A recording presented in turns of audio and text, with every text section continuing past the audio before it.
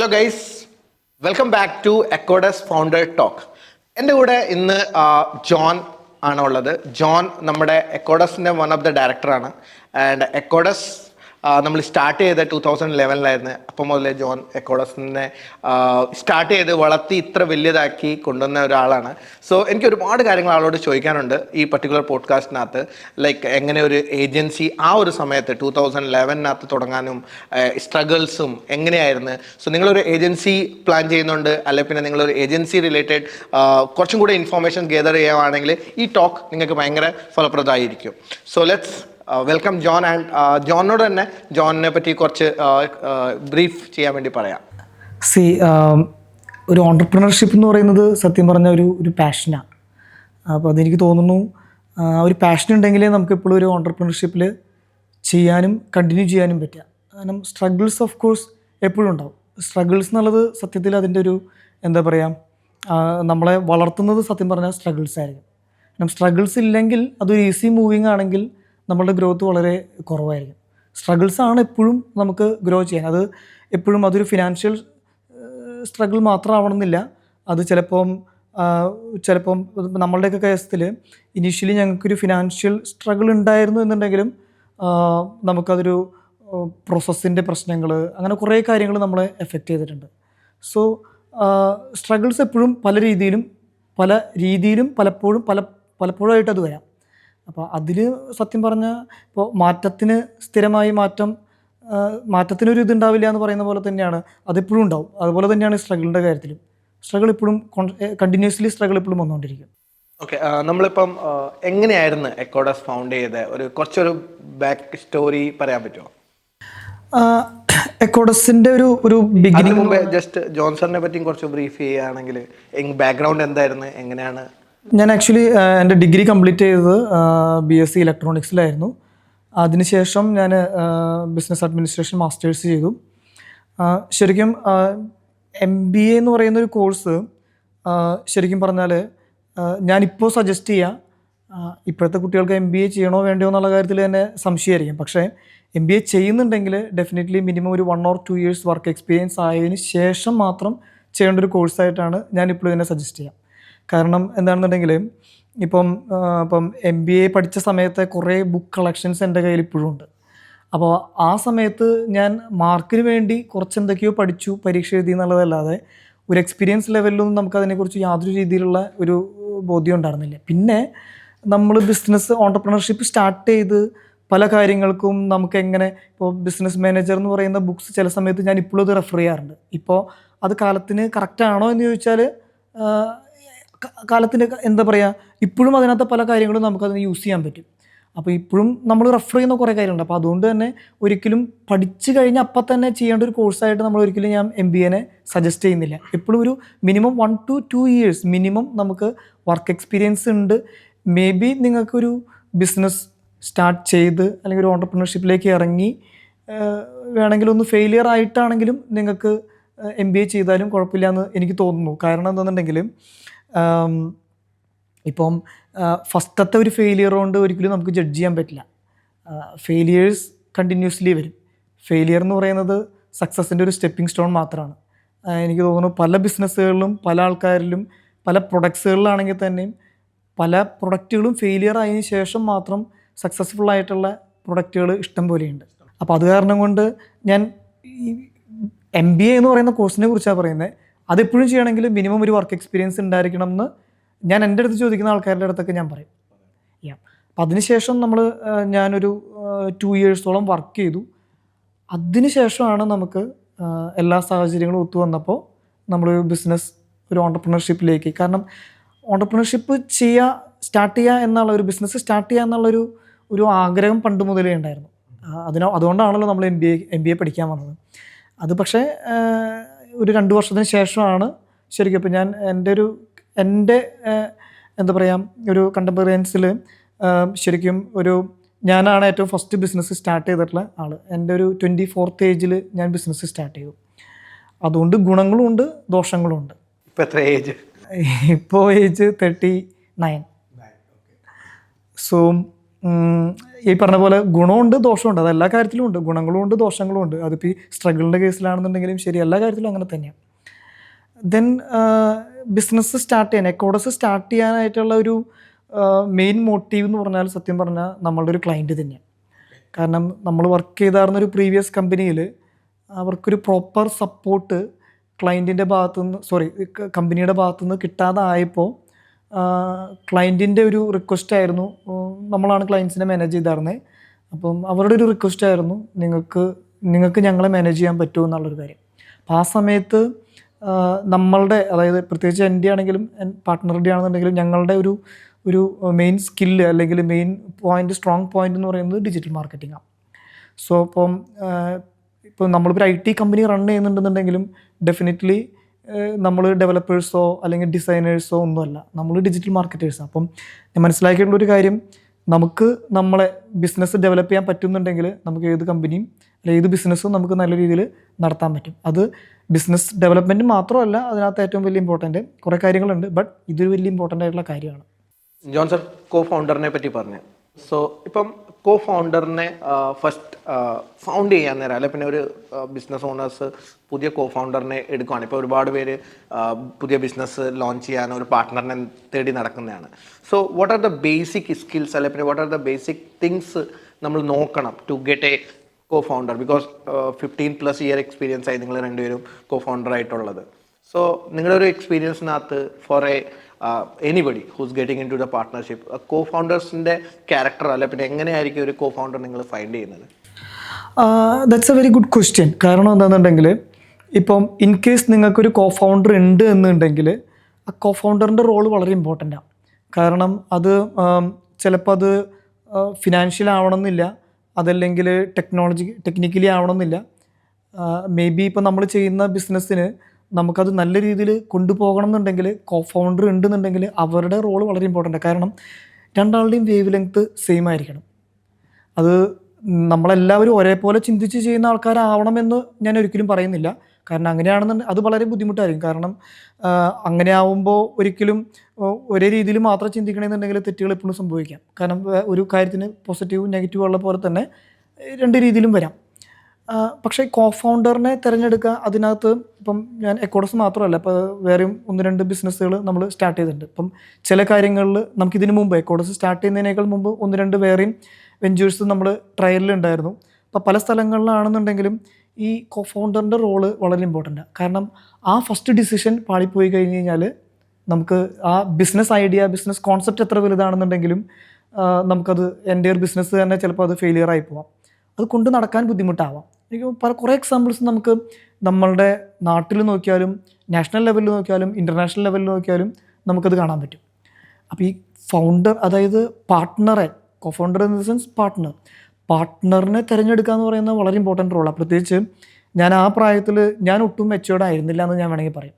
പക്ഷേ എന്നെ മെച്യൂർഡ് ആക്കിയത് എൻ്റെ കൂടെ ഉണ്ടായിരുന്ന നമ്മുടെ പാർട്ട്ണറാണ്. അപ്പോൾ മേ ബി അത് അങ്ങനെ ആവണമെന്നില്ല, എല്ലായ്പ്പോഴും അങ്ങനെ കിട്ടിക്കൊള്ളണമെന്നില്ല. അപ്പോൾ ഒരു പാർട്ട്ണറിനെ തിരഞ്ഞെടുക്കുമ്പോൾ അതൊരു പക്ഷേ നമ്മുടെ ഏറ്റവും നല്ല രീതിയിൽ അറിയാവുന്ന ഒരാളാവണമെന്ന് നിർബന്ധം പിടിക്കേണ്ട. കാരണം അങ്ങനെയായിട്ടുള്ള പരാജയപ്പെട്ട കുറേ ഇൻസിഡൻസ് ഉണ്ട്. അത് നമ്മളുടെ ഒരു റിലേറ്റീവ് ആവണം എന്ന് നിർബന്ധമില്ല. കാരണം റിലേറ്റീവ്സ് ചെയ്യുന്ന പല ഫാമിലി ബിസിനസ്സും എന്താ പറയുക, സക്സസ് ആവാത്ത കാര്യങ്ങൾ കുറേ ഉണ്ട്. അപ്പോൾ ഇനിയിപ്പോൾ ഒരു രക്തബന്ധമോ അല്ലെങ്കിൽ അങ്ങനെ ഒരു ക്രൈറ്റീരിയ സത്യം പറഞ്ഞാലില്ല. എനിക്ക് തോന്നുന്നു കുറേയും കൂടിയും ഒരു ആറ്റിറ്റ്യൂഡ് ലെവലിലായിരിക്കും അതിൻ്റെ ഒരു കൺസിഡർ ചെയ്യേണ്ടത് എന്നാണ് എനിക്ക് തോന്നുന്നത്. എൻ്റെ ഒരു എക്സ്പീരിയൻസിൽ നിന്നാണ് കേട്ടോ. സോ ജോൺ, എനിക്കറിയേണ്ടത്, നിങ്ങൾ ഒരുപാട് ബിസിനസ്സസ് മാനേജ് ചെയ്യുന്നുണ്ട് കറൻ്റ്ലി, ആൻഡ് ഒരുപാട് അത് നിങ്ങൾ കോ ഫൗണ്ടറും കൂടെയാണ്. സോ എങ്ങനെയാണ് നിങ്ങൾ പേഴ്സണൽ ലൈഫ് ആൻഡ് ഈ ബിസിനസ്സസിനെ ഒരു കൂടെ കൊണ്ടുപോകുന്നത്? പ്രൊഫഷണൽ ലൈഫിൻ്റെ കൂടെ പേഴ്സണൽ ലൈഫ് കൊണ്ടുപോകാന്ന് പറഞ്ഞാൽ ശരിക്കും പറഞ്ഞാൽ അത് നമ്മളുടെ മാത്രം കയ്യിലുള്ളൊരു കാര്യമല്ല. പ്രത്യേകിച്ച് ഫാമിലിയുടെ ഭാഗത്തു നിന്നുള്ളൊരു സപ്പോർട്ട് വളരെ ഇമ്പോർട്ടൻ്റാണ്. അപ്പോൾ ഫാമിലിയുടെ ഭാഗത്തു നിന്നുള്ളൊരു സപ്പോർട്ട്, പ്രത്യേകിച്ച് ഇപ്പം ഞാൻ ബേസിക്കലി ഒരു വലിയൊരു ഫിനാൻഷ്യൽ ബാക്ക്ഗ്രൗണ്ടുള്ളൊരു ഫാമിലിയിൽ നിന്ന് വന്നിട്ടുള്ള ഒരാളല്ല. അപ്പം ഫാമിലിയുടെ ഭാഗത്തു നിന്ന് എനിക്ക് തോന്നുന്നു സാധാരണ എല്ലാ ആൾക്കാരും വിചാരിക്കുക ഫിനാൻഷ്യൽ സപ്പോർട്ട് മാത്രമായിരിക്കും. ശരിക്കും ഫിനാൻഷ്യൽ സപ്പോർട്ടല്ല ഫാമിലിയുടെ ഭാഗത്തു നിന്നോ അല്ലെങ്കിൽ മെയിനായിട്ടും ഞാൻ എക്സ്പെക്റ്റ് ചെയ്യുന്നത്. ശരിക്കും നമ്മളൊരു ഒരു കാര്യം നമ്മൾ ചെയ്യുമ്പോൾ നമ്മൾ വിശ്വസിച്ചിട്ട് നമുക്കൊരു പ്ലാൻ ഉണ്ട്, കൃത്യമായിട്ടൊരു പ്ലാൻ ഉണ്ടെന്നുണ്ടെങ്കിൽ ആ പ്ലാനിൽ വിശ്വസിച്ചിട്ട് നമ്മളുടെ കൂടെ മാത്രം നിന്നാൽ മതി. അപ്പം എനിക്ക് അതെല്ലാവരുടെ കാര്യത്തിലും ചിലപ്പോൾ കറക്റ്റ് ആയിക്കൊള്ളണമെന്നില്ല. അപ്പോൾ എൻ്റെ കാര്യത്തിൽ ശരിക്കും പറയുകയാണെന്നുണ്ടെങ്കിൽ ഫാമിലി തന്നെ ആ ഒരു ലെവലിൽ ഓക്കെ. ഇപ്പം 24th ഏജ് വരെ ഞാൻ ഏണിംഗ് ആയിരുന്നു ഒരു 2 വർഷത്തോളം. അത് കഴിഞ്ഞ് മേ ബി ഒരു നെക്സ്റ്റ് ഒരു 1 ഇയറിലേക്ക് ബിസിനസ് സ്റ്റാർട്ട് ചെയ്തു. നമുക്ക് കുറേ സ്വാഭാവികമായിട്ടും അറിയാമല്ലോ, നമ്മളൊരു സീറോയിൽ നിന്ന് സ്റ്റാർട്ട് ചെയ്യുമ്പോൾ റവന്യൂ ഉണ്ടാവില്ല. Revenue in the sense company profitable ആയിരുന്നു, പക്ഷെ നമുക്കതൊരു ഇൻവെസ്റ്റിംഗ് ആയിരിക്കും. അപ്പോൾ ആ സമയത്ത് നമുക്കൊരിക്കലും ഈ പറയുന്ന ഒരു ഫിനാൻഷ്യൽ വലിയൊരു ബർഡൻ ഫാമിലീനെ സപ്പോർട്ട് ചെയ്യാൻ പറ്റണമെന്നില്ല. അപ്പോൾ ആ ഒരു സിറ്റുവേഷനിൽ എനിക്ക് തോന്നുന്നു ഏറ്റവും നല്ലൊരു സപ്പോർട്ട് ആ ഒരു ലെവലിൽ ഫാമിലി നമ്മളുടെ അടുത്ത് നമുക്കൊരു മനസ്സമാധാനം തരിക എന്നുള്ളത് തന്നെയാണ് എനിക്ക് പേഴ്സണലി ഫീൽ ചെയ്തിട്ടുള്ളൊരു കാര്യം. മറിച്ച് വലിയൊരു എമൗണ്ട് നമുക്ക് ഫാമിലീനെ സപ്പോർട്ട് ചെയ്യേണ്ടി വരികയാണ്, ഇതൊക്കെ വന്നു കഴിഞ്ഞാൽ നമ്മൾ ഓട്ടോമാറ്റിക്കലി സ്ട്രഗിളിലേക്ക് വരും. ഡെഫിനറ്റ്ലി പൈസ ആവശ്യമാണ്, അതായത് മണി ആവശ്യമാണ് ഓരോ എന്തിനും കാര്യങ്ങൾക്കും നല്ല രീതിയിൽ ജീവിക്കണമെന്നുണ്ടെങ്കിലാണെന്നുണ്ടെങ്കിലും. പക്ഷേ ബിസിനസ് റൺ ചെയ്യാനായിട്ടുള്ള മിനിമം ഒരു ത്രഷോൾഡ് എനർജി കിട്ടുന്നത് വരേക്കും നമുക്കൊരു കുറേ കാര്യങ്ങളിൽ പ്രിപ്പറേഷൻസ് എടുക്കേണ്ടി വരും, കുറേ കാര്യങ്ങളിൽ നമുക്ക് എന്താ പറയുക സാക്രിഫൈസ് ചെയ്യേണ്ടി വരും. സോ ശരിക്കും ബിസിനസ് സ്റ്റാർട്ട് ചെയ്ത സമയത്ത് നമുക്ക് നമ്പർ ഓഫ് ബിസിനസ് ക്രിയേറ്റ് ചെയ്യാനായിട്ട് വലിയ ബുദ്ധിമുട്ടുണ്ടായിരുന്നില്ല. കാരണം I basically came from the sales background. So അപ്പോൾ അതുകൊണ്ട് തന്നെ ക്ലയൻസ് ഉണ്ടായിരുന്നു, ക്ലയൻസിനെ ക്ലോസ് ചെയ്യാനായിട്ടുള്ള സ്കില്ല് അല്ലെങ്കിൽ കോൺഫിഡൻസ് നമുക്കുണ്ടായിരുന്നു. ശരിക്കും എനിക്ക് തോന്നുന്നു ആ സമയങ്ങളിലും നമുക്ക് കമ്പനി പ്രോഫിറ്റബിൾ ആക്കി അത് നമുക്ക് കിട്ടുന്ന ഓരോ പ്രോഫിറ്റിനെയും നമ്മൾ ആ പേഴ്സണലിലേക്ക് മാറ്റി കഴിഞ്ഞ് കഴിഞ്ഞാൽ ഒരിക്കലും ചിലപ്പോൾ നമുക്ക് ആ ഒരു റീഇൻവെസ്റ്റിംഗ് പോസിബിൾ ആവണമെന്നില്ല. അപ്പോൾ അതുകൊണ്ട് തന്നെ ഇപ്പം നമുക്കുള്ള ഏറ്റവും വലിയൊരു കോൺഫിഡൻസ് എന്താണെന്നുണ്ടെങ്കിൽ നമ്മളൊരിക്കലും ആരുടെയും കടം വാങ്ങിച്ചിട്ടല്ല നമ്മൾ ഈ എൻ്റെ ഒരു ബിസിനസ് ഡെവലപ്പ് ചെയ്തിട്ടുള്ളത്. അപ്പം ഫ്രം ദ സീറോയിൽ നിന്ന് സ്റ്റാർട്ട് ചെയ്തതുകൊണ്ട് അങ്ങനെ ഒരു കോൺഫിഡൻസ് ലെവൽ ഇപ്പോഴും ഉണ്ട്. അതിൽ ഫാമിലിയുടെ ഭാഗത്തു നിന്നുള്ള സപ്പോർട്ടും വളരെ ഇമ്പോർട്ടൻ്റാണ്. ഓക്കെ ജോൺ, എനിക്കറിയേണ്ടത് നെക്സ്റ്റ് ലൈക്ക് നമ്മൾ എക്കോഡസ് തുടങ്ങിയ 2011 തുടങ്ങിയപ്പം now it's 2025 around 14+ years experience ആയി. സോ നിങ്ങളുടെ ഇനീഷ്യൽ സ്റ്റേജിനകത്തുള്ള ചാലഞ്ചസും ആൻഡ് അത് കഴിഞ്ഞിട്ട് one of the biggest challenge നിങ്ങൾ ഫേസ് ചെയ്ത് ഏതൊക്കെയാണെന്ന് സ്പെസിഫൈ ചെയ്യാൻ പറ്റുമോ? ആൻഡ് എങ്ങനെ അതിനെ സോൾവ് ചെയ്തും കൂടെ നിങ്ങളൊന്ന്. ഓക്കെ, എപ്പോഴും നമുക്ക് വരുന്ന ചലഞ്ചസ് എപ്പോഴും ഒരേപോലെ ആയിരിക്കണം എന്നില്ല. ഇനീഷ്യൽ ലെവലിലുള്ള ചലഞ്ചസിന് എന്താ പറയുക ടോട്ടലി ഒരു രൂപമാറ്റം ഉണ്ടാവും. പിന്നെ ഓൺഗോയിങ് ആയിട്ടുള്ള ചലഞ്ചസിന് എപ്പോഴും വേറെ വ്യത്യാസങ്ങളുണ്ടാവും. പക്ഷേ ഇപ്പോൾ പണ്ടത്തെ ചലഞ്ചസ് അല്ല നമ്മളിപ്പോൾ ഫേസ് ചെയ്യുന്ന ചലഞ്ചസ്. നമ്മൾ ഇനീഷ്യലി സ്റ്റാർട്ട് ചെയ്ത സമയത്ത് സ്വാഭാവികമായിട്ടും നമുക്ക് ഒരു ഫിനാൻഷ്യൽ ചലഞ്ച് ഉണ്ടാവും.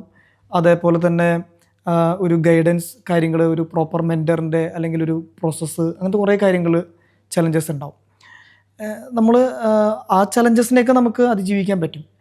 എനിക്ക് തോന്നുന്നു ഏറ്റവും ഒരു ബിഗ്ഗസ്റ്റ് ചലഞ്ചസ് നമ്മൾ ഫേസ് ചെയ്തിട്ടുള്ളതെന്ന് വെച്ചാൽ ആ ചലഞ്ച് ഇപ്പോൾ ഇല്ല എന്ന് പറയുന്നില്ല, പക്ഷേ അത് മോസ്റ്റ്ലി നമുക്ക് സോൾവ് ചെയ്യാൻ പറ്റിയിട്ടുള്ള ചലഞ്ചാണ് ഒരു പ്രോസസ്സ് ഡെവലപ്പ് ചെയ്യാൻ പറ്റിയിട്ടുള്ള ഇതിനെ പറ്റിയിട്ടാണ്.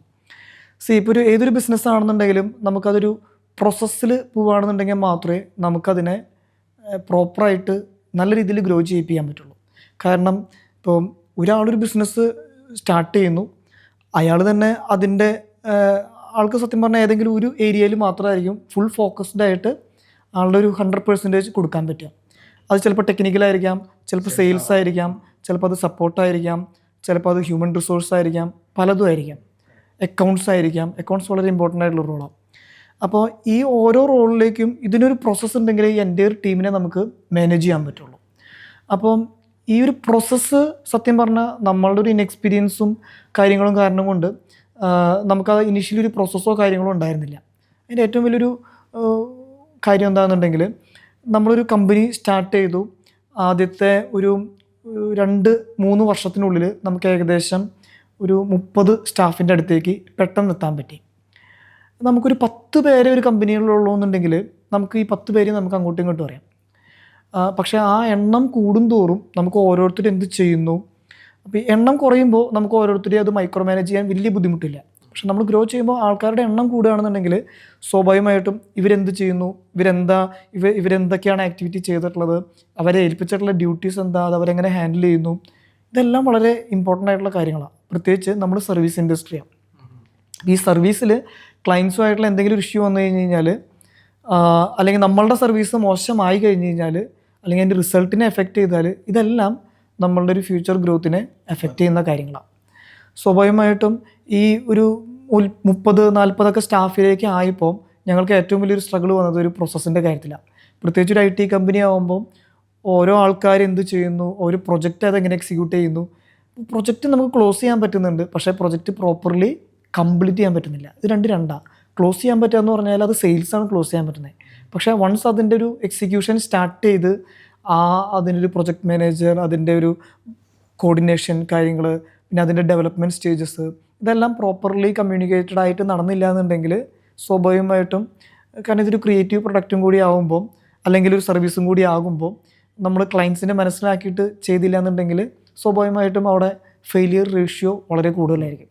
അപ്പം ഇങ്ങനൊരു പ്രോസസ്സ് ഡെവലപ്പ് ചെയ്യാൻ പറ്റുക എന്നുള്ളത് തന്നെയാണ് ഈ ബിസിനസ് എന്ന് മാത്രമല്ല ഏതൊരു ബിസിനസ്സിൻ്റെയും സക്സസ് ആയിട്ട് ഞാൻ കൺസിഡർ ചെയ്യുന്നത്.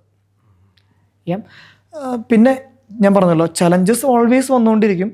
അതിപ്പോൾ നമ്മൾ ഫേസ് ചെയ്യുന്ന വലിയൊരു ചലഞ്ച് എന്ന് വെച്ച് കഴിഞ്ഞാൽ എനിക്ക് തോന്നുന്നു സ്വാഭാവികമായിട്ടും AI ഒരു വളരെ ഇമ്പോർട്ടൻറ്റ് റോള് തന്നെയാണ്. അതൊരു ചലഞ്ചല്ല, അതൊരു ഓപ്പർച്യൂണിറ്റിയും കൂടിയാണ് ബേസിക്കലി. അപ്പം അതിനൊരു ഓപ്പർച്യൂണിറ്റി ആയിട്ട് കൺസിഡർ ചെയ്ത് ആ ഒരു ലെവലിലേക്ക് ഷിഫ്റ്റ് ചെയ്യുന്നത് തന്നെ തീരാവുന്ന പ്രശ്നങ്ങളേ ഉള്ളൂ. ഞാൻ പറഞ്ഞല്ലോ, ഏതൊരു കാര്യത്തിലും പോസിറ്റീവും നെഗറ്റീവും ഉണ്ടാവും. ഏതൊരു ഓപ്പർച്യൂണിറ്റിയും ഏതൊരു ചലഞ്ചസും ഓപ്പർച്യൂണിറ്റി ആക്കി മാറ്റാനും പറ്റും. ജോൺ ഇപ്പോൾ പറഞ്ഞ മെൻറ്റേഴ്സിനെ പറ്റി, ലൈക്ക് ഈ പർട്ടിക്കുലർ സിനാരിയോയിനകത്ത് ജോൺ മെൻറ്റേഴ്സിനെ എങ്ങനെയാണ് യൂസ് ചെയ്തത്? Like did you went to some mentors, like പേടിച്ചോ? ഈ പ്രോസസ്സ് ഉണ്ടാക്കാൻ എങ്ങനെയാണ് നിങ്ങൾ പ്രോസസ്സിലേക്ക് എങ്ങനെ എത്തിയത്? ഡിഡ് യു നമ്മളുടെ ഒരു സിറ്റുവേഷനിൽ നമുക്ക് അങ്ങനെ വലിയൊരു മെൻറ്റർ സപ്പോർട്ട് കാര്യങ്ങൾ അങ്ങനെ ഒരു സിറ്റുവേഷനിൽ ഉണ്ടായിരുന്നില്ല. പക്ഷേ നമ്മളുടെ ഇൻഹൗസ് ടീമിൻ്റെ സപ്പോർട്ട്സും കാര്യങ്ങളും, പിന്നെ നമുക്കൊരു പ്രോബ്ലം ഫേസ് ചെയ്യുമ്പോൾ ആ പ്രോബ്ലത്തിനെ നമ്മൾ തന്നെ ചലഞ്ചായിട്ട് അക്സെപ്റ്റ് ചെയ്തിട്ട് നമ്മൾ തന്നെ അതിനൊരു സൊല്യൂഷൻ കണ്ടെത്താനായിട്ട് ട്രൈ ചെയ്തത്. കാരണം പല വലിയ കമ്പനീസുകളിലും വർക്ക് ചെയ്തിട്ടുള്ളൊരു എക്സ്പീരിയൻസ് ഉണ്ടായിരുന്നു എന്നുണ്ടെങ്കിൽ ഒരു പരിധിവരെ നമുക്ക് ആ ചലഞ്ചസിനെ കുറേം കൂടി ഈസി ആയിട്ട് ഫേസ് ചെയ്യാൻ പറ്റുമായിരുന്നു. പക്ഷേ ജോണിൻ്റെ ഒരു പ്രോസ്പെക്റ്റീവിൽ നിങ്ങൾക്കൊരു മെൻറ്റർ ഉണ്ടായിരുന്നെങ്കിൽ, അല്ലെങ്കിൽ പിന്നെ ഒരു മെൻറ്ററിനെ ഹയർ ചെയ്തിട്ടുണ്ടായിരുന്നെങ്കിൽ ഈ ജേർണി കുറച്ചും കൂടി സ്മൂത്ത് ആവുമായിരുന്നോ? അല്ല, തീർച്ചയായും. കാരണം എന്താണെന്നുണ്ടെങ്കിൽ ഇപ്പം പല ആൾക്കാർക്കും നമുക്കത് ഹെൽപ്പ് ചെയ്യാൻ പറ്റുന്നുണ്ട്. കാരണം നമുക്ക് അങ്ങനെ ഒരു ചലഞ്ചസ് എപ്പോഴും നല്ലൊരു കോച്ച് ആവണം എന്നുണ്ടെങ്കിൽ നിങ്ങൾ ഒന്നില്ലെങ്കിൽ കളിയോ എന്താണെന്നുണ്ടെങ്കിലും നല്ലൊരു കോച്ച് ആവണമെന്നുണ്ടെങ്കിൽ ഒന്നില്ലെങ്കിൽ നിങ്ങൾക്ക് അവിടെ പല അബദ്ധങ്ങളോ തെറ്റുകളോ വന്നിട്ടുണ്ടായിരിക്കണം. എന്നാൽ മാത്രമേ നിങ്ങൾക്കൊരു നല്ല കോച്ചാവാൻ പറ്റുള്ളൂ. എനിക്ക് തോന്നുന്നു നല്ലൊരു കളിക്കാരന് ഒരിക്കലും ചിലപ്പോൾ നല്ലൊരു കോച്ചാവാൻ പറ്റിയെന്ന് വരില്ല. അതേപോലെ തന്നെ മെൻറ്റർഷിപ്പ് ഡെഫിനറ്റ്ലി അത്യാവശ്യമാണ്. പക്ഷേ അന്നത്തെ സമയത്ത് നമുക്ക് ആ ഒരു ലെവലിൽ മെൻറ്റർഷിപ്പ് തരാനായിട്ടുള്ള ആൾക്കാരെ നമുക്ക് അത്രയും കിട്ടിയായിരുന്നില്ല. എനിക്ക് തോന്നുന്നു ഇപ്പോൾ കുറേം കൂടി ഈസിയാണ്. ഇപ്പോൾ എനിക്ക് തോന്നുന്നു നമ്മൾ തന്നെ മെൻറ്റർഷിപ്പ് കൊടുക്കുന്നു. നമുക്ക് കൊടുക്കാൻ പറ്റും. അത് മാത്രമല്ല, എനിക്ക് തോന്നുന്നു ഇപ്പോൾ നമുക്കിപ്പോൾ യൂട്യൂബിലാണെന്നുണ്ടെങ്കിലും പല ഇതിനകത്താണെന്നുണ്ടെങ്കിലും കുറേ വീഡിയോസ്, അതിപ്പോൾ സെയിൽസ് റിലേറ്റഡ് ആണെന്നെങ്കിലും പ്രോസസ് റിലേറ്റഡ് ആണെന്നുണ്ടെങ്കിലും പല രീതിയിലുള്ള വീഡിയോസ് നമുക്ക് ഇന്ന് അവൈലബിൾ ആണ്. അന്നത്തെ സമയത്ത് നമുക്ക് അതിനെക്കുറിച്ച് ആ ഒരു രീതിയിൽ റെഫർ ചെയ്യാനോ ഇതാക്കാനോ കുറേ ലിമിറ്റേഷൻസ് ഉണ്ട്. സത്യം പറഞ്ഞാൽ ഞാൻ ഈ ഫേസ് ചെയ്തത് സത്യത്തിൽ ഒരു 2014-15 ആ കാലഘട്ടത്തിലാണ്, ഒരു 13-14-15 കാലഘട്ടത്തിലാണ്. ഓക്കെ ജോൺ, എൻ്റെ ഒരു നെക്സ്റ്റ് ക്വസ്റ്റ്യൻ എന്താണെന്ന് പറഞ്ഞാൽ, ഇപ്പം ജോൺ അറിയാം ഒരുപാട് നമ്മുടെ കുട്ടികൾ തന്നെ ഒരുപാട് പേര് ഏജൻസി സ്റ്റാർട്ട് ചെയ്യുന്നുണ്ട്. സോ ജോൻ്റെ ഒരു എക്സ്പീരിയൻസ് വെച്ചിട്ട്, ഇപ്പോൾ 14+ ഇയറിൻ്റെ ഒരു experience digital marketing agency run ചെയ്ത് എക്സ്പീരിയൻസ് വെച്ചിട്ട് ഇപ്പം ഒരു ആൾ ഏജൻസി തുടങ്ങാൻ പോവുകയാണെങ്കിൽ എന്തൊക്കെ സാധനമാണ് അവർ ശ്രദ്ധിക്കേണ്ടത്? And what are the things എന്താ പറയുന്ന ഒരു റോഡ് മാപ്പ് പോലെ, ലൈക്ക് എങ്ങനെയായിരിക്കും അവർക്കൊരു ബെറ്റർ ഒരു ഡിജിറ്റൽ മാർക്കറ്റിംഗ് ഏജൻസി ലോഞ്ച് ചെയ്യാൻ പറ്റും? ആൻഡ് അതിനെ ലോഞ്ച് ചെയ്യുന്ന വലിയ കാര്യമല്ല, അതിനെ മെയിൻറ്റെയിൻ ചെയ്തൊരു 14 ഇയേഴ്സ് കൊണ്ടുപോകണമെങ്കിൽ ഉള്ള എഫേർട്ട് എങ്ങനെ കൊണ്ടുവരാൻ പറ്റും? അതിൻ്റെ ഒരു ആൻസർ പറയുന്നതിൻ്റെ ഒപ്പം തന്നെ എനിക്ക് തോന്നുന്നു, ഇപ്പം നമ്മളിപ്പോൾ ഒരു 2011 സ്റ്റാർട്ട് ചെയ്തിട്ട് ഒരു 2023-24 വരെയൊക്കെയുള്ള ഈ ഇൻഡസ്ട്രി ഗ്രോത്ത് തന്നെ സത്യം പറഞ്ഞു കഴിഞ്ഞാൽ അതിനൊരു ഗ്രാജുവൽ ഗ്രോത്താണ് അതിനകത്ത് മൊത്തത്തിൽ ഉണ്ടായിട്ടുള്ളത്.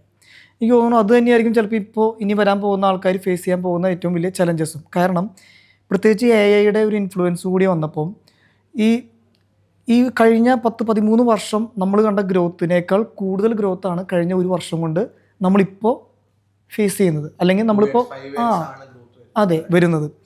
ഇനിയൊരു നെക്സ്റ്റ് ഒരു 2025 എൻഡോ അല്ലെങ്കിൽ 2026 ആകുമ്പോൾ ഈ എൻ്റയർ ഒരു സിനാരിയോ എങ്ങനെയായിരിക്കും മാറുക എന്നുള്ളതിനെ ആലോചിച്ചിട്ട് സത്യം പറഞ്ഞാൽ ഞാൻ ഭയങ്കര എക്സൈറ്റഡാണ് സത്യത്തിൽ.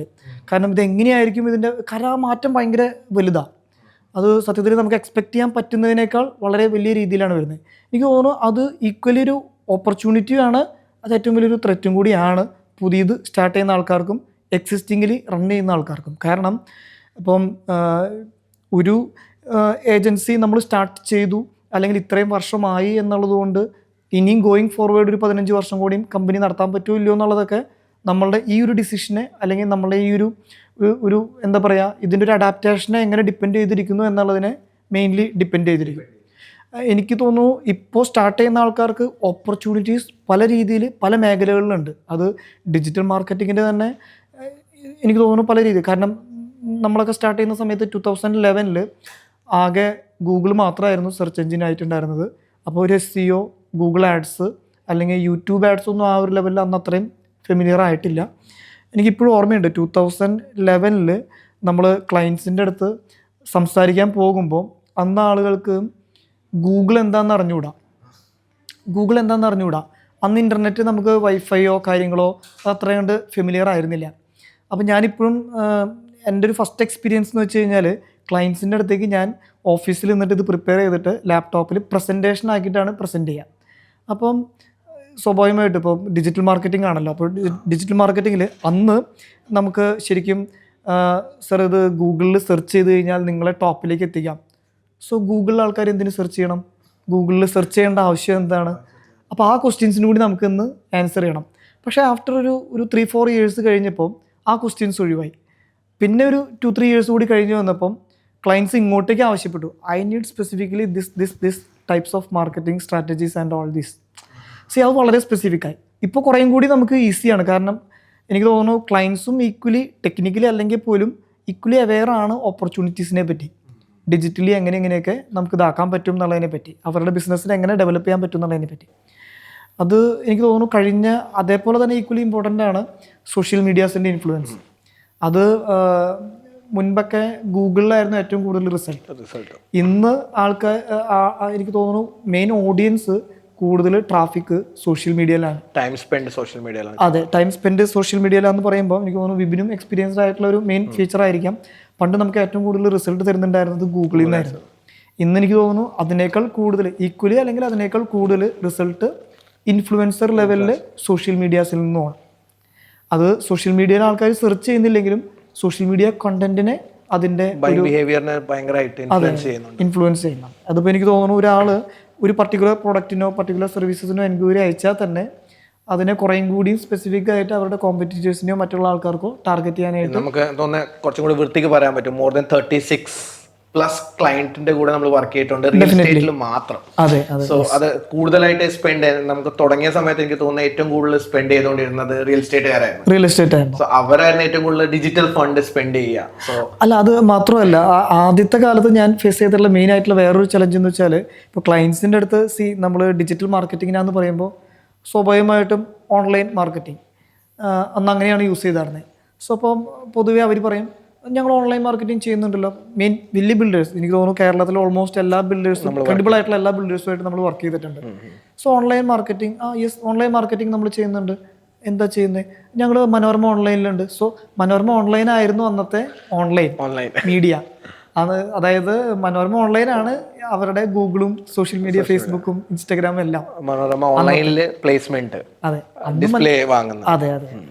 അപ്പോൾ അന്നത്തെ റേറ്റും കാര്യങ്ങളും അന്നത്തെ അതിൻ്റെ റിസൾട്ടും ട്രാഫിക്കും ഒക്കെ ഇന്നത്തെ കമ്പയർ ചെയ്ത് നോക്കുമ്പോൾ ഭയങ്കര ഡിഫറൻസ്. എനിക്കിതിപ്പം സത്യത്തിൽ അന്നത്തെ മെയിൻ മീഡിയാസിലൊന്നും സത്യം പറഞ്ഞാൽ ഇന്നിപ്പോൾ അഡ്വർടൈസ്മെന്റ് തന്നെ കാണുന്നില്ല. കാരണം ആൾക്കാരുടെ ഒരു ബിഹേവിയർ പാറ്റേൺ തന്നെ ടോട്ടലി ചേഞ്ച് ആയിപ്പോയി. അപ്പോൾ ആ ഒരു ചേഞ്ചസ് ഒക്കെ എനിക്ക് തോന്നുന്നു ഒരു ഡിജിറ്റൽ മാർക്കറ്റിംഗ് സ്റ്റാർട്ട് ചെയ്യാനായിട്ട് ഉദ്ദേശിക്കുന്ന ആൾക്കാർ വളരെയധികം മോണിറ്റേർഡ് ആയിരിക്കണം. ഇതെപ്പോഴും മാറിക്കൊണ്ടേയിരിക്കും. ആ ചേഞ്ച് എപ്പോഴും ഉണ്ടാകും. ക്ലയൻസും സ്വാഭാവികമായിട്ടും അതിനെക്കുറിച്ച് വേറെ ആയിരിക്കും.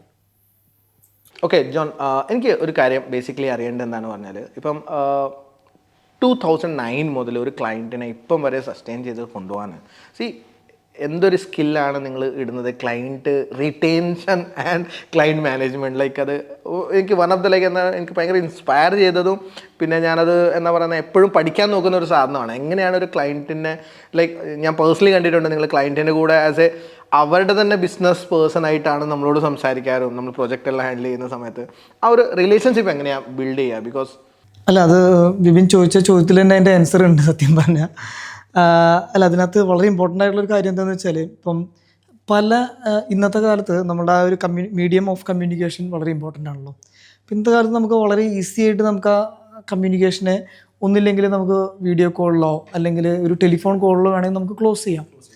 പക്ഷേ ഞാൻ വിപിൻ പറഞ്ഞ പോലെ തന്നെ അറൗണ്ട് ഒരു 2009 ഓൺവേർഡ്സ് ആണ് ഞാൻ ഇതിനകത്തേക്ക് വരുന്നതും സ്റ്റാർട്ട് ചെയ്യുന്നതും പിന്നെ 2011 നമ്മൾ കമ്പനി സ്റ്റാർട്ട് ചെയ്യുന്നതും കാര്യങ്ങളൊക്കെ. അപ്പോഴും പൊതുവേ ഞാൻ അന്ന് മേ ബി എൻ്റെ ഒരു കംഫർട്ട് സോൺ എന്ന് പറഞ്ഞാൽ ശരിക്കും പറഞ്ഞാൽ ക്ലയൻറ്റിനെ നേരിട്ട് പോയി കണ്ട് സംസാരിച്ച് അങ്ങനെ അവരായിട്ടൊരു റിലേഷൻഷിപ്പ് ബിൽഡപ്പ് ചെയ്യുക എന്നുള്ളതായിരുന്നു. അതൊരു ലോങ് ടേം റിലേഷൻഷിപ്പിലേക്ക് എപ്പോഴും നമ്മളെ ഹെൽപ്പ് ചെയ്യും. അത് മാത്രമല്ല അവിടെ നമുക്ക് റിസൾട്ടും കൊടുക്കാൻ പറ്റണം കേട്ടോ. പക്ഷേ റിസൾട്ട് കൊടുത്താതെ നമ്മൾ അത് റിലേഷൻഷിപ്പ് മാത്രം വെച്ചിട്ട് നമുക്ക് ഒരിക്കലും ഒരു ബിസിനസ് തരില്ല. പിന്നെ എനിക്ക് സെയിൽസ് ഭയങ്കര പാഷനാണ്. അപ്പോൾ ആ ഒരു ഇമ്പോർട്ടൻസും അതിനകത്ത് ഉണ്ട് ശരിക്കും പറഞ്ഞാൽ. അപ്പോൾ നമ്മൾ ക്ലയൻസുമായിട്ട് സംസാരിക്കാനും കാര്യങ്ങൾക്കും അതൊരിക്കലും എപ്പോഴും ആ ഒരു 2 hours സ്റ്റോക്ക് ഉണ്ടെങ്കിൽ ഒരു പക്ഷേ ചിലപ്പം 1.5 hours ഒരു പക്ഷേ നമ്മൾ ബിസിനസ്സിനെ കുറിച്ചോ അല്ലെങ്കിൽ അതിനെ കുറിച്ചായിരിക്കില്ല സംസാരിക്കാം. ജനറൽ കാര്യങ്ങളും ട്രെൻഡിനെ കുറിച്ചും ഞാൻ കുറേ അവരെ ട്രെയിൻ ചെയ്യിപ്പിക്കും. ചിലപ്പോൾ നമ്മളുടെ കാര്യങ്ങൾ, അതായത് എന്താണ് ട്രെൻഡ്സ്, എന്താണ് ഇങ്ങനെ പോകുന്നു, നമുക്ക് ഇനി എന്ത് ചെയ്യാം, അങ്ങനെ കുറേ കാര്യങ്ങൾ എൻ്റെ ഒരു എക്സ്പീരിയൻസ് നമ്മൾ ജനറലി നമുക്ക് ഉണ്ടാകുന്ന കാര്യങ്ങൾ അത് ആരാണെന്നുണ്ടെങ്കിൽ അങ്ങനെ നമ്മൾ ഷെയർ ചെയ്യാറുണ്ട്. പിന്നെ ഈ പറഞ്ഞ പോലെ ഈ കമ്മ്യൂണിക്കേഷനിൽ ഞാൻ നേരത്തെ പറഞ്ഞല്ലോ എപ്പോഴും ഡയറക്റ്റ് മീറ്റ് ചെയ്യാനായിട്ടാണ് ഞാൻ ശ്രമിക്കാറ്. അപ്പോൾ അത് കുറേ കാര്യങ്ങളിൽ നമ്മളെ ഹെൽപ്പ് ചെയ്തിട്ടുണ്ട്. കാരണം ആ ഒരു ഫിസിക്കൽ അപ്പിയറൻസ് ഒരിക്കലും ഒരു എന്താ പറയുക ഒരു ഫോൺ കോളിൽ ചെയ്ത് കഴിഞ്ഞാൽ ഒരിക്കലും നമുക്ക് ആ ഒരു ഫീൽ ഉണ്ടല്ലോ, ആ ഫീൽ ഒരിക്കലും നമുക്ക് കിട്ടില്ല. ഇനിയിപ്പോൾ നാളെ ഫ്യൂച്ചറിൽ മെറ്റാവേഴ്സൊക്കെ വരുന്ന സമയത്ത് ഒരു പക്ഷേ നമുക്കതിന് ചിലപ്പോൾ സൊല്യൂഷൻ ആയിരിക്കാം. പക്ഷേ നമുക്കിപ്പോൾ എനിക്ക് കുറച്ചും കൂടി കംഫർട്ടബിൾ എപ്പോഴും ക്ലയൻസിനെ നേരിട്ട് കണ്ട് സംസാരിച്ച് കാര്യങ്ങൾ പറഞ്ഞ് ചിലപ്പോൾ അതിന് വളരെ കുറച്ച് സമയമായിരിക്കും നമ്മൾ എന്താ പറയുക വളരെ കാര്യമായിട്ടുള്ള ബിസിനസ് റിലേറ്റഡ് ആയിട്ടുള്ള കാര്യങ്ങൾ സംസാരിക്കുന്നത്. പിന്നെ സ്വാഭാവികമായിട്ട് നമ്മളൊരാളെ മുഷിപ്പിക്കാൻ വേണ്ടി ഒരിക്കലും നേരിട്ട് പോയി സംസാരിക്കില്ലല്ലോ.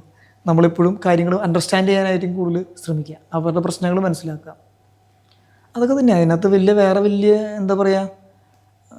എങ്ങനെ ഇത് ഓർത്തിരിക്കുന്നത് എങ്ങനെ ഇയാളെ വിളിക്കണം? ലൈക്ക് പൊതുവെ ഞാൻ നോക്കാറുണ്ട് നമുക്ക് രണ്ടുപേർക്ക് തന്ന നമ്പറിനെ നിങ്ങൾ മാത്രമേ കണക്ട് ചെയ്തിട്ട് അതിലൊരു റിലേഷൻഷിപ്പ് സ്റ്റേറ്റസിനകത്തോട്ട് എത്തിക്കാണ്. അല്ല, അത് നമുക്ക് ഇന്റേണലി ഞാൻ പറഞ്ഞല്ലോ നമുക്കൊരു പ്രോസസ്സ് വേണം. അത് സെയിൽസിലാണെന്നുണ്ടെങ്കിലും ശരി എന്തിനാണെന്നുണ്ടെങ്കിലും ശരി നമുക്കൊരു പ്രോസസ്സും കാര്യങ്ങളും അത് കീപ്പ് ചെയ്യാനും അതിനെ കണ്ടിന്യൂ ചെയ്യാനായിട്ടും നമുക്ക് അതെല്ലാത്തിലും വേണം. അതിപ്പം അതെങ്ങനെ ഈ ഫോളോ പ്രോസസ്സ് എങ്ങനെയാണ്? ഒരാളെ കണക്ട് ചെയ്യണം, അടുത്ത മെസ്സേജ് പോകണം, അല്ലെ പിന്നെ അടുത്ത ആളുടെ ഒരു സ്റ്റേറ്റസ് എപ്പോഴും ഒരു ഇവന്ന് പോയ ക്ലയൻറ്റിൻ്റെ വരെ നിങ്ങൾ സംസാരിക്കുന്നത് ഞാൻ കണ്ടിട്ടുണ്ട്.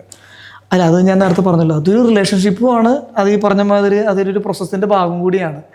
അത് എനിക്ക് തോന്നുന്നു ഇപ്പം ഒരുപക്ഷെ വളരെ ദൂരെ കിടക്കുന്ന ഒരു ക്ലയൻ്റ് ആണെന്നുണ്ടെങ്കിൽ ചിലപ്പോൾ എപ്പോഴും നമുക്ക് പോയി കണ്ട് സംസാരിച്ച് ഇതാക്കാൻ പറ്റണമെന്നില്ല. പിന്നെ എപ്പോഴും അവർക്കും ഈ ഏതെങ്കിലും ഒരു പോയിന്റിൽ നമ്മളുടെ ആവശ്യം എപ്പോഴും ഉണ്ടാവും. എനിക്ക് ഫീൽ ചെയ്തിട്ടുള്ള കാര്യമാണ് എൻ്റെ ഒരു എക്സ്പീരിയൻസിൽ.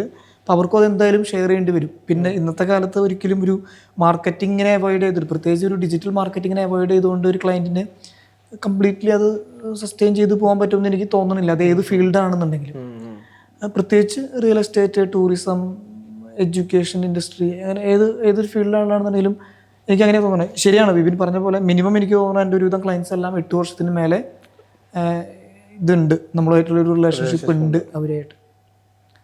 മോസ്റ്റ്ലി നിങ്ങൾ പറഞ്ഞ ഈ മൂന്നിനകത്താണ് നിങ്ങളുടെ കൂടുതൽ ക്ലയൻറ്റും എഡ്ടെക്കും റിയൽ എസ്റ്റേറ്റും ആൻഡ് ട്രാവൽ. അത് കുറച്ചും കൂടി എനിക്കൊരു ഇൻട്രസ്റ്റിംഗ് ഉള്ള ഫീൽഡും കൂടിയാണ് ഈ കാര്യങ്ങളെല്ലാം. അപ്പോൾ എനിക്കും അവരുടെ കുറേ കാര്യങ്ങൾ പഠിക്കാൻ ആഗ്രഹമുണ്ട്. എസ്പെഷ്യലി ഇപ്പം ഹെൽത്ത് റിലേറ്റഡ് ആണെന്നുണ്ടെങ്കിലും ആയുർവേദ യെസ്, ആയുർവേദ എൻ്റെ ഒരു പേഴ്സണൽ ചോയ്സ് കൂടിയാണ്. പിന്നെ ഇപ്പം റിയൽ എസ്റ്റേറ്റ് ആണെന്നുണ്ടെങ്കിലും പിന്നെ ടെക്കിൽ ഡെഫിനറ്റ്ലി നമ്മളും അതിനകത്തൊരു പാർട്ടാണ് ഇപ്പോൾ. യെസ്, ഇപ്പം ഹെൽത്തിൻ്റെ കാര്യം പറഞ്ഞപ്പോഴാണ് ബീങ് ദിസ് മച്ച് ബിസി എനിക്ക് തോന്നുന്നത് നിങ്ങൾ ഭയങ്കര ട്രാവലിംഗ് ഫ്രീക്കാണ്, എപ്പോഴും ട്രാവൽ ചെയ്തുകൊണ്ടിരിക്കും. എന്നെല്ലാം സംബന്ധിച്ച് എന്നോട് കൊച്ചി തന്നെ പോകാൻ പറഞ്ഞാൽ ഒരു ദിവസം ഞാൻ ഹോട്ടലെടുത്തിട്ട് അവിടെ നിൽക്കാനേ നോക്കത്തുള്ളൂ. നിങ്ങൾ ഏത് സിറ്റുവേഷൻ ആണെങ്കിൽ നിങ്ങൾ വീട്ടിലേക്ക് എത്തും. ഈ സമയത്ത് നിങ്ങളെ ഹെൽത്ത് എങ്ങനെയാ 39 അല്ലേ ഏജ് പറഞ്ഞ ആ സമയത്തും നിങ്ങളുടെ ഹെൽത്ത് മെയിൻറ്റെയിൻ ചെയ്തുകൊണ്ട് പോകുന്നതും like being as an entrepreneur health is എന്നെ സംബന്ധിച്ച് ഭയങ്കര പ്രീസിയസ് സാധനമാണ്. ഹെൽത്ത് ഇല്ലെങ്കിൽ നമുക്ക് ഒന്നും ചെയ്യാൻ പറ്റത്തില്ല. നിങ്ങൾ എങ്ങനെയാണ് ഹെൽത്തിനെ മെയിൻറ്റെയിൻ ചെയ്യുന്നത്? ഈ ഇത്ര ബിസി ഷെഡ്യൂളിനകത്ത് ഹെൽത്തിന് വേണ്ടി എങ്ങനെയാണ് സമയം എടുക്കുന്നത്? ബേസിക്കലി ഞാൻ എക്സ്പെക്ട് ചെയ്യാത്ത ഒരു ക്വസ്റ്റ്യൻ ആണ് ഇത്. ഞാൻ ആക്ച്വലി എനിക്ക് 17ാമത്തെ വയസ്സ് തൊട്ട് ഞാൻ ആക്ച്വലി യോഗ ട്രെയിൻ ചെയ്യുന്നുണ്ട്.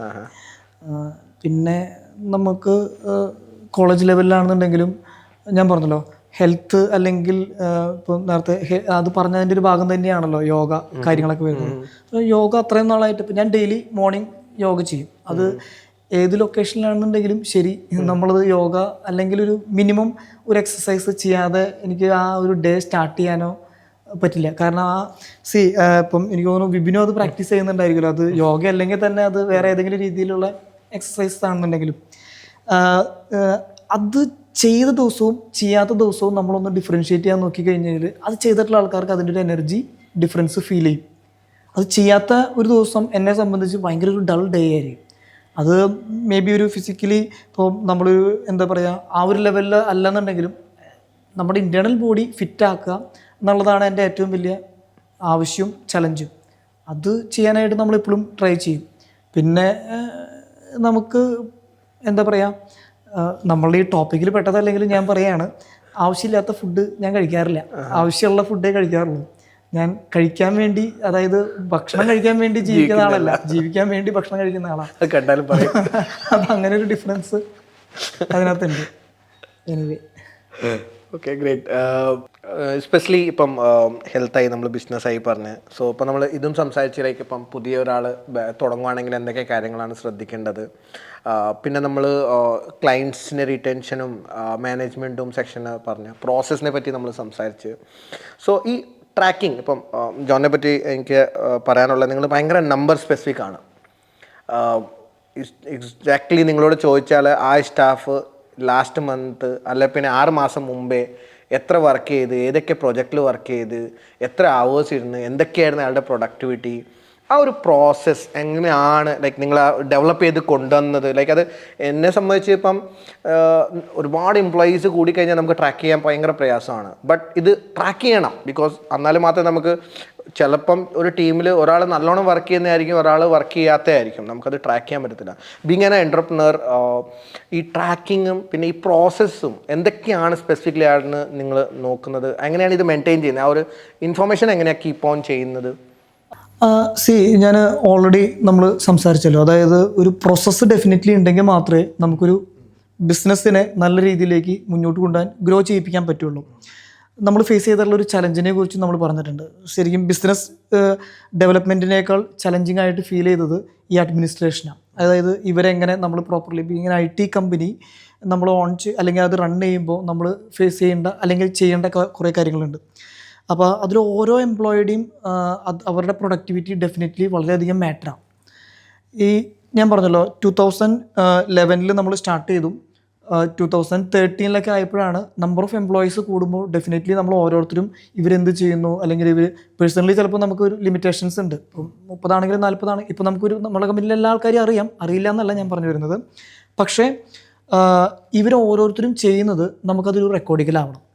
ഇപ്പോൾ ഈവൻ നമ്മളുടെ എക്കോഡസിൻ്റെ ഒരു കോർ വാല്യൂ നോക്കുകയാണെങ്കിൽ തന്നെ ബി ഡാറ്റ ഡ്രിവൺ എന്നുള്ളത് നമ്മളൊരു കോർ വാല്യൂ ആയിട്ട് സെറ്റ് ചെയ്യാനുള്ള കാരണവും ഇത് തന്നെയാണ്. ഈ ഒരു 2013 തൊട്ട് 2015-16 വരെയൊക്കെ സത്യം പറഞ്ഞാൽ നമ്മളുടെ കുറേ സമയം നമ്മൾ സ്പെൻഡ് ചെയ്തതും ഒരു പ്രോസസ്സ് ഡെവലപ്പ് ചെയ്യാൻ വേണ്ടിയിട്ടാണ്. ഒരു ദിവസത്തെ കാര്യമോ അല്ലെങ്കിൽ ഒരു മാസത്തെ കാര്യമോ ഒരു വർഷത്തെ കാര്യമോ അതല്ലെങ്കിൽ ഇപ്പോൾ ഓൾറെഡി സെറ്റ് ചെയ്തിട്ടുള്ള കാര്യത്തിൽ ഇനിയൊരു മാറ്റം വേണ്ട എന്നില്ല, അതിലും മാറ്റങ്ങൾ വന്നുകൊണ്ടേയിരിക്കും. ഇംപ്രൂവൈസേഷൻ ചെയ്തുകൊണ്ടിരിക്കും. കാരണം ഇപ്പം ഇത്ര നാൾ ചിലപ്പോൾ ഫേസ് ചെയ്തിട്ടുള്ള കാര്യങ്ങളായിരിക്കില്ല നമ്മൾ ഇനി ഫേസ് ചെയ്യേണ്ടി വരിക. അതിപ്പം ഏതൊരു ഡിപ്പാർട്ട്മെൻ്റ് ആണെന്നുണ്ടെങ്കിലും ആ ഒരു പ്രോസസ്സ് ഉണ്ടെങ്കിൽ, അല്ലെങ്കിൽ ഞാൻ പറഞ്ഞല്ലോ എപ്പോഴും നമുക്ക് ഒരിക്കലും ഒരാളുടെ പിന്നാലെ നിന്ന് ഈ കാര്യങ്ങളെല്ലാം ഹാൻഡിൽ ചെയ്യാൻ ബുദ്ധിമുട്ടാണ്. അപ്പോൾ അതിനെ ഓർഗനൈസ് ചെയ്യുക, ആ ഒരു പ്രോസസ്സിൽ പോവുകയാണെങ്കിൽ അൾട്ടിമേറ്റ്ലി നമ്മൾ അതിനെ റിവ്യൂ ചെയ്താൽ മാത്രം മതി, ആ ഒരു ഏരിയനെ റിവ്യൂ ചെയ്താൽ മാത്രം മതി. അതിപ്പം മേ ബി ടെക്നിക്കലായിക്കോട്ടെ, ഡിജിറ്റലായിക്കോട്ടെ, മാർക്കറ്റിംഗ്, സെയിൽസ്, മീഡിയ, വാട്ടെവർ ഏതാണെന്നുണ്ടെങ്കിലും ഒരു സെയിം ഈവൺ അക്കൗണ്ട്സ് ആയിക്കോട്ടെ, അക്കൗണ്ട്സ് റിപ്പോർട്ട്സ് നമുക്ക് വളരെ ഇമ്പോർട്ടൻ്റ് ആണ്. അപ്പോൾ ഇതൊക്കെ അവരെന്ത് ചെയ്യണം എന്നുള്ളത് നമ്മൾ ആദ്യം ഒന്ന് ഡിഫൈൻ ചെയ്ത് കഴിഞ്ഞാൽ തന്നെ എനിക്ക് തോന്നുന്നു നമ്മളുടെ മോസ്റ്റ് ഓഫ് ദ വർക്കുകളും നമുക്ക് വലിയ ഹെഡേക്കുകൾ നമുക്ക് ഒഴിവാക്കാൻ പറ്റുമെന്നുള്ളതിനേക്കാൾ മോണിറ്റർ ചെയ്യാനായിട്ട് നമുക്ക് പറ്റും. എവിടെ കറക്റ്റ് ചെയ്യണം എന്നുള്ളത് നമുക്ക് കൃത്യമായിട്ട് പറ്റും. അതിപ്പോൾ സെയിൽസിൻ്റെ കാര്യമാണെന്നുണ്ടെങ്കിലും സെയിം തന്നെ. എല്ലാത്തിലും ഒരു പ്രോസസ്സ് ഡെഫിനറ്റ്ലി ഞാൻ നേരത്തെ പറഞ്ഞ പോലെ ഈ ഒരു 2015-16 ആയപ്പോഴാണ് നമുക്ക് കുറച്ചും കൂടി ഒരു കൺവിൻസ്ഡ് ആയിട്ടുള്ള ഒരു പ്രോസസ്സിലേക്ക് അത് ശരിക്കും എൻ്റെ മാത്രം ഒരു എഫേർട്ട് എന്നല്ല, നമ്മളുടെ പാർട്ട്നേഴ്സിൻ്റെ ആണെന്നുണ്ടെങ്കിലും നമ്മളുടെ ഓരോ ടീം ലീഡ്സിൻ്റെ ആണെന്നുണ്ടെങ്കിലും അവർ തരുന്ന ഇൻപുട്സ് ആണെന്നുണ്ടെങ്കിലും ഇപ്പോൾ വിപിൻ പറഞ്ഞത് വളരെ കറക്റ്റാണ്. ഓരോ പ്രൊജക്റ്റ് ഇപ്പോൾ ഒരു 2016 ഒക്ടോബറിൽ ആര് ഏത് പ്രൊജക്റ്റിലിരുന്നു, എത്ര സമയം സ്പെൻഡ് ചെയ്തു, ആ ഒരു ഡാറ്റ നമ്മളിപ്പോഴും കീപ്പ് ചെയ്യുന്നുണ്ട്. അത് മേ ബി അതിൻ്റെ ഒരു അനാലിസിസിനാണെന്നുണ്ടെങ്കിൽ നമുക്കത് എപ്പോഴും വളരെ യൂസ്ഫുൾ ആയിരിക്കും. കാലം മാറും, ചേഞ്ച് ചെയ്യും, ബട്ട് ആ ഡാറ്റ നമ്മളത് കീപ്പ് ചെയ്യുക, അതിനെക്കുറിച്ച് മോണിറ്റർ ചെയ്യുക, ആവശ്യം വരുമ്പോൾ സ്റ്റഡി ചെയ്യുക എന്നുള്ളത് എനിക്ക് തോന്നുന്നു അത് വളരെ ഇമ്പോർട്ടൻ്റ് ആയിട്ട് തന്നെയാണ് ഞാൻ അതിനെ കൺസിഡർ ചെയ്യുന്നത്. സോ ജോൺ, ഇത് നമ്മുടെ പോഡ്കാസ്റ്റിന്റെ ലാസ്റ്റ് സെക്ഷൻ ആണ്, where I am going to ask you 10 rapid questions. Okay, and you need to just give what you think, what's your opinion. Okay, so let's start. First question, do I need degree to start a digital marketing agency? Absolutely not. Okay, വേണമെങ്കിൽ കുറച്ച് explain ചെയ്യാം. Of course. See, overall IT കരിയറിൽ ഞാനെപ്പോഴും ചോദിക്കുന്ന എല്ലാവരുടെ അടുത്തും ഞാൻ convince ചെയ്യാൻ ട്രൈ ചെയ്യാറുള്ളത് ഇത്ര തന്നെയാണ്. അതായത് ഒരിക്കലും ഒരു എഡ്യൂക്കേഷൻ ബാക്ക്ഗ്രൗണ്ട് അതല്ലെങ്കിൽ ഒരു സർട്ടിഫിക്കേഷനും നിങ്ങൾക്ക് നിങ്ങളെ എവിടെ എത്തിക്കാൻ പറ്റില്ല. സർട്ടിഫിക്കേഷൻ ഒരു പക്ഷേ നിങ്ങൾക്കൊരു ഇൻ്റർവ്യൂവിനെ വരെ എത്തിക്കാൻ ചിലപ്പോൾ ഹെൽപ്പ് ചെയ്തേക്കാം. ബട്ട് ഒരു IT ഡെഫിനറ്റ്ലി സ്കില്ലാണ് ഇമ്പോർട്ടൻറ്റ്. സോ സ്കിൽ ഡെവലപ്മെൻറ്റ് മാത്രം നമ്മൾ ഇപ്പോൾ എനിക്ക് തോന്നുന്നു ഇപ്പം വിപിനാണെന്നുണ്ടെങ്കിലും എനിക്കാണെന്നുണ്ടെങ്കിലും അറൗണ്ട് 16, 17, 18 ഇയേഴ്സ് എക്സ്പീരിയൻസ് ഓവറോൾ ഉണ്ട് ഇൻഡസ്ട്രിയിൽ. അപ്പോൾ നമ്മൾ ആരെങ്കിലും സ്കിൽഡ് അല്ലാത്ത ഒരാളെ നമ്മൾ ടീമിലേക്ക് എടുക്കുമോ? എടുക്കില്ല. Absolutely no. സോ സ്കില്ലിനാണ് ഇമ്പോർട്ടൻസ്. വെദർ +2 ആയിക്കോട്ടെ, എനി ഡിഗ്രി. ഈവൻ ഞാൻ +2 പറയുന്നത് അതൊരു ബേസിക് എഡ്യൂക്കേഷൻ ക്രൈറ്റീരിയ ആയതുകൊണ്ട് മാത്രമാണ്. ഞാൻ ഒറ്റയ്ക്ക് ബിസിനസ് തുടങ്ങണോ, അല്ലെ പിന്നെ ഒരു കോ ഫൗണ്ടർ അല്ലെ ഒരു ടീം ആക്കിയിട്ട് ബിസിനസ് തുടങ്ങിയാൽ മതിയോ? ബിസിനസ്സിൽ ഇപ്പോൾ ഒരു ടീം വേണം, പക്ഷേ അവിടെ നിങ്ങൾക്ക് കോ ഫൗണ്ടർ വേണോ വേണ്ടയോ എന്നുള്ളത് നിങ്ങളുടെ ഡിസിഷനാണ്. അത് മേ ബി ഡിപ്പെൻസ്. വേണോ വേണ്ടയോ എന്ന് എനിക്ക് പറയാൻ പറ്റില്ല. സ്വാഭാവികമായിട്ടും ഞാൻ എൻ്റെ കാര്യത്തിൽ കോ ഫൗണ്ടറിനെ സെലക്ട് ചെയ്തു. ബട്ട് എല്ലാവരുടെ കാര്യത്തിലും അങ്ങനെ ആവണമെന്ന് നിർബന്ധമില്ല. പക്ഷേ ബിസിനസ് എപ്പോഴും ഒരു ടീം വർക്കാണ്.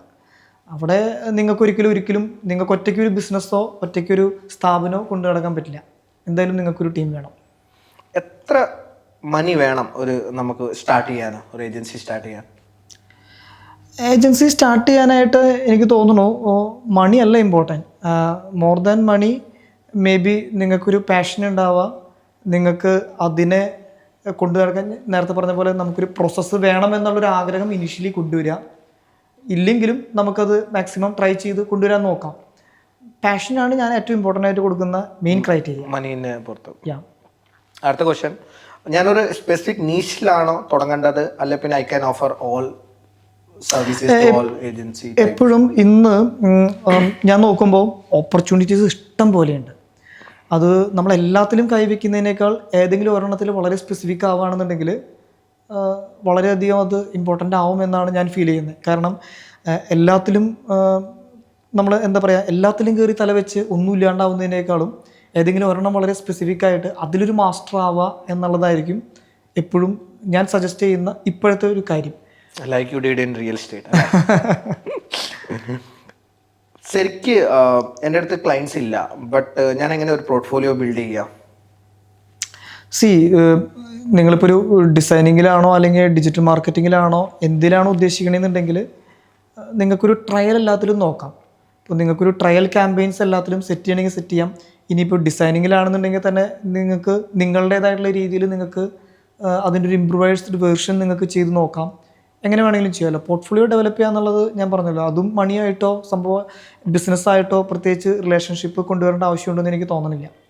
അപ്പം സീറ്റ്സ് ലൈക്ക് എന്താ പറയുക, ഇപ്പം മേ ബി ഡിജിറ്റൽ മാർക്കറ്റിംഗ് ആണെങ്കിൽ അതൊരു വേറെ തന്നെ രീതിയിലായിരിക്കും. ഡിസൈനിങ്ങോ വേറെ ഏതെങ്കിലും കോഡിങ്ങോ കാര്യങ്ങളൊക്കെ ആണെന്നുണ്ടെങ്കിൽ അത് വേറെ രീതിയിലായിരിക്കാം. How do I convince my first client to trust me? ഞാനത് എക്സാക്ട്ലി ഓർക്കുന്നില്ല സത്യം പറയുകയാണെങ്കിൽ എൻ്റെ ക്ലയൻറ്റിനെ എങ്ങനെ ഞാൻ കൺവേർട്ട് ചെയ്തു എന്നുള്ളത്. But that's A continuous effort. May be ഞാൻ പറഞ്ഞല്ലോ, ഞാൻ വന്ന സാഹചര്യം വ്യത്യാസമുണ്ട്, ഇപ്പോഴത്തെ സാഹചര്യം വ്യത്യാസമുണ്ട്. അന്ന് നമ്മളൊരു പ്രസൻറ്റേഷൻ എടുത്തു, ഗൂഗിൾ കാണിച്ചു കൊടുത്തു. അപ്പോൾ ക്ലയൻറ്റിൻ്റെ ഫസ്റ്റ് ചോദ്യം what is Google? So it's a search engine. അതിനാര് സെർച്ച് ചെയ്യാൻ പോകുന്നു? സോ അങ്ങനെയാണ്. എനിക്കിപ്പോൾ ഓർമ്മയുണ്ട്, ഞാൻ ഫസ്റ്റ് മീറ്റ് ചെയ്ത ക്ലയൻറ്റ് ഒരു കർണാടക ബേസ്ഡ് ക്ലയൻറ്റാണ്. അപ്പം മലയാളിയല്ല. അപ്പം നമ്മൾ അവരെ പറഞ്ഞ് കൺവിൻസ് ചെയ്ത് ഗൂഗിൾ എന്താണെന്ന് പറഞ്ഞു, ആൾക്കാർ എന്തെങ്കിലും സെർച്ച് ചെയ്യണമെന്ന് പറഞ്ഞു. ആ ക്രൈറ്റീരിയ ഒരിക്കലും, ആ സിറ്റുവേഷൻ ഒരിക്കലും ഇപ്പോൾ ഫേസ് ചെയ്യേണ്ടി വരില്ല. അത് ടോട്ടലി ഡിഫറെൻ്റ് ആണ് ശരി. Is freelancing a good starting point?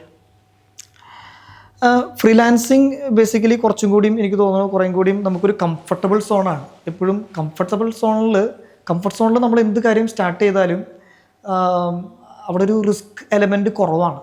So കുറച്ചൊരു റിസ്ക് എടുത്താൽ മാത്രമേ നമുക്ക് റിട്ടേൺ കൂടുള്ളൂ.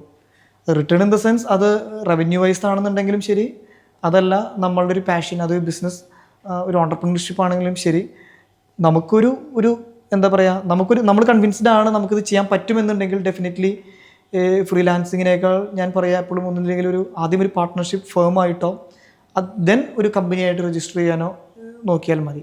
ബട്ട് ഒരു കമ്പനിയായിട്ട് അതിൻ്റെ ഒരു സെറ്റപ്പിൽ സ്റ്റാർട്ട് ചെയ്യാനായിരിക്കും. കാരണം ഇന്നത്തെ കാലത്ത് ഓപ്പർച്യൂണിറ്റീസിന് വലിയ ബുദ്ധിമുട്ടില്ല. ഓപ്പർച്യൂണിറ്റീസ് ഉണ്ട്, ആൾക്കാർക്ക് ആ റിക്വയർമെൻ്റ് ഉണ്ട്. ടെക്നോളജി വൈസ് ആണെന്നുണ്ടെങ്കിലും പല ഓപ്ഷൻസ് ഉണ്ട്. നേരത്തെ പറഞ്ഞ മാതിരി നമുക്കൊരു ഏതെങ്കിലും ഒരു ഏരിയയിൽ മാത്രം സ്പെസിഫിക് ചെയ്യാം, കുറേ ഓപ്പർച്യൂണിറ്റീസ് ഉണ്ട്. സോ ഫ്രീലാൻസർ എന്നുള്ളതിനേക്കാളും ഒരു കമ്പനി സെറ്റപ്പാണ് കുറേയും കൂടി trust oriented. How do I manage my job or studies while building a business? ഇത് രണ്ടും അവസാനിക്കുന്നില്ല എന്നുള്ളതാണ് ഇതിനകത്ത് ഏറ്റവും വലിയ ഇമ്പോർട്ടൻ്റ് ആയിട്ടുള്ള എനിക്ക് തോന്നുന്ന കാര്യം. കാരണം അത് സ്റ്റഡി ആണെന്നുണ്ടെങ്കിലും ശരി, പിന്നെ ഈ വരുന്ന ബിസിനസ്സിൽ വരുന്ന ടെക്നോളജി ചേഞ്ചസ് ആണെന്നുണ്ടെങ്കിലും ശരി, ഇത് രണ്ടും സെയിം തന്നെയാണെന്നാണ് എനിക്ക് ഫീൽ ചെയ്യുന്നിട്ടുള്ളത്. കാരണം ചേഞ്ചസ് ആണെന്നുണ്ടെങ്കിലും റെഡി, അത് നമ്മുടെ ലേണിംഗ് ആണ്. ആ ലേണിംഗ് ഒരിക്കലും നമുക്ക് അവസാനിക്കുന്നില്ല. കാരണം ഞാൻ പറഞ്ഞല്ലോ 2011 തൊട്ട് ആണെങ്കിൽ പോലും 2024 ശേഷം വന്നിട്ടുള്ള വലിയ ചേഞ്ചസും ഇതിനെല്ലാം വലിയ എക്സാമ്പിൾസാണ്. സോ ബോത്ത് ആർ സെയിം എന്നാണ് എനിക്ക് ഫീൽ ചെയ്യുന്നത്. ഞാൻ ലോക്കൽ ക്ലയൻറ്റിനാണോ പിച്ച് ചെയ്യേണ്ടത്, അല്ലെ പിന്നെ ഗ്ലോബലി തന്നെ ടാർഗറ്റ് ചെയ്താണോ നല്ലത്? It's up to you. കാരണം ലോക്കൽ ക്ലയൻ്റ് ആണെങ്കിലും നല്ലതാണ്. ലോക്കൽ ഇല്ലാണ്ട് ഇൻ്റർനാഷണൽ ഉണ്ടാവില്ല. ലോക്കലിൽ നിന്നാണ് ഇൻ്റർനാഷണലിലേക്ക് പോകുന്നത്. സോ മേ ബി നിങ്ങളുടെ ഒരു കംഫർട്ട് സോൺ കുറച്ച് നിങ്ങൾക്ക് അങ്ങനെ നോക്കാം. നിങ്ങൾക്ക് റീച്ച് ചെയ്യാൻ പറ്റാവുന്നതോ കാര്യങ്ങളോ, പിന്നെ നിങ്ങൾക്ക് എങ്ങനെ അവരെ അപ്രോച്ച് ചെയ്യണം, എനിക്ക് തോന്നുന്നു ലോക്കലാണോ ഇൻ്റർനാഷണൽ ആണോ എന്ന് ട്രൈ ചെയ്യുന്നതിനേക്കാൾ എങ്ങനെ ഒരു കസ്റ്റമറിനെ അക്വയർ ചെയ്യാം എന്നുള്ളതിനെ കുറിച്ച് നോക്കിയാൽ മതി. കാരണം ഓൺലൈൻ ഡിജിറ്റൽ ത്രൂ ആകുമ്പോൾ നിങ്ങൾക്ക് ഏത് കസ്റ്റമറിനെയും നിങ്ങൾക്ക് മാനേജ് ചെയ്യാൻ ബുദ്ധിമുട്ടില്ല. പിന്നെ നിങ്ങൾക്ക് അതിൽ നിന്ന് കിട്ടുന്ന അതിൻ്റെ ഒരു റെമ്യൂണറേഷൻ, അതിൻ്റെ ഒരു എന്താ പറയുക, അതിൻ്റെ ഒരു ഇതിനെ ഡിപ്പെൻഡ് ചെയ്തിട്ടും നിങ്ങൾക്ക് പ്ലാൻ ചെയ്യാവുന്നതേ ഉള്ളൂ. ഇനീഷ്യലി ഞാൻ ഇന്നതിൽ മാത്രം ഒതുങ്ങി നിൽക്കൂ എന്ന് ഞാൻ ഒരിക്കലും പറയാൻ ഉദ്ദേശിക്കുന്നില്ല. എൻ്റെ നെക്സ്റ്റ് ക്വസ്റ്റ്യൻ അത് തന്നെയാണ്. ഇപ്പോൾ ഒരു ക്ലയൻറ്റ് എനിക്ക് പൈസ തരുന്നില്ലെങ്കിൽ വാട്ട് ഷുഡ് ഐ ഡു? അത് വാങ്ങാനുള്ള ഒരു എന്താ പറയുക ആർജവം നിങ്ങൾക്ക് ഉണ്ടായിരിക്കണം. അത് എനിക്ക് തോന്നുന്നില്ല ആർക്കെങ്കിലും സ്പൂൺ ഫീഡ് ചെയ്ത് ഇന്ന രീതിയിൽ നിങ്ങൾക്ക് പോയി കഴിഞ്ഞാൽ നിങ്ങൾക്ക് പൈസ കിട്ടും എന്നുള്ളത്. ആ പൈസ വാങ്ങാനുള്ള ഒരു സിസ്റ്റം നിങ്ങൾ തന്നെ ഡെവലപ്പ് ചെയ്തുകൊണ്ടിരണം. Okay, that's rapid round over. ഒരു ലാസ്റ്റ് ക്വസ്റ്റ്യൻ ആണ്. ഇപ്പം everything like start and scratch ചെയ്ത് തുടങ്ങണം 2020-25 നിങ്ങൾ എക്കോഡസ് വീണ്ടും 2.0 ലോഞ്ച് ചെയ്യുകയാണെങ്കിൽ what you do differently than you did in 2011? നമ്മൾ ഇനീഷ്യലി സ്റ്റാർട്ട് ചെയ്ത സമയത്തെ കുറേ നമുക്കൊരു എക്സ്പീരിയൻസ് ഉണ്ടല്ലോ. ഡെഫിനറ്റ്ലി ഇന്ന് നമ്മൾ റീസ്റ്റാർട്ട് ചെയ്യുകയാണെന്നുണ്ടെങ്കിൽ ഡെഫിനറ്റ്ലി ആ കാര്യങ്ങളിനെ റെക്ടിഫൈ ചെയ്തുകൊണ്ട് സ്റ്റാർട്ട് ചെയ്യാനുള്ള കുറേ കാര്യങ്ങളുണ്ട്. അതായത് ഇപ്പോൾ ഇതുവരെ നമുക്ക് കറക്റ്റ് ചെയ്യാൻ പറ്റാത്ത കുറേ കാര്യങ്ങൾ ഫ്രം ഒരു ന്യൂ വെഞ്ചറാണ് എന്നുണ്ടെങ്കിൽ ഡെഫിനറ്റ്ലി നമുക്ക് അത് വെച്ച് സ്റ്റാർട്ട് ചെയ്യാനുള്ള കുറേ ഓപ്ഷൻസ് ഉണ്ട്. പിന്നെ ഓൾറെഡി മേ ബി എനിക്ക് അതങ്ങനെ എക്സ്പ്രസ് ചെയ്യണം എന്ന് പറയാൻ കുറച്ച് ബുദ്ധിമുട്ടുണ്ട്. കാരണം അത് ഓരോരുത്തരും റിലേറ്റ് ചെയ്യുന്നത് പല രീതിയിലായിരിക്കും. നമ്മളുടെ കാര്യത്തിൽ അത് ചിലപ്പോൾ അത് റിസോഴ്സ് ലെവലിലായിരിക്കാം, ചിലപ്പോൾ അത് നമ്മൾ ചെയ്യുന്ന പ്രോസസ്സിലായിരിക്കാം. കാരണം ഇപ്പോൾ ഒരു പ്രോസസ്സ് വെച്ചിട്ട് നമുക്ക് ഏത് പുതിയ ബിസിനസ്സിൽ നമുക്ക് അപ്രോച്ച് ചെയ്യാൻ പറ്റുള്ളൂ. പക്ഷെ നമ്മൾ അന്ന് അങ്ങനെയായിരുന്നില്ല. അപ്പം അന്ന് വന്നിട്ടുള്ള പല സിസ്റ്റംസും പല ആ രീതിയിൽ റൺ ചെയ്യുന്ന കുറേ കാര്യങ്ങളുണ്ടായിരിക്കാം. അത് ചിലപ്പം നമ്മളുടെ റിലേഷൻഷിപ്സുകളായിരിക്കാം, പല കാര്യങ്ങളുണ്ടായിരിക്കാം. അത് കുറച്ച് ഡിഫിക്കൽട്ടാണ് അത് കൺവിൻസ് ചെയ്യാനായിട്ട്.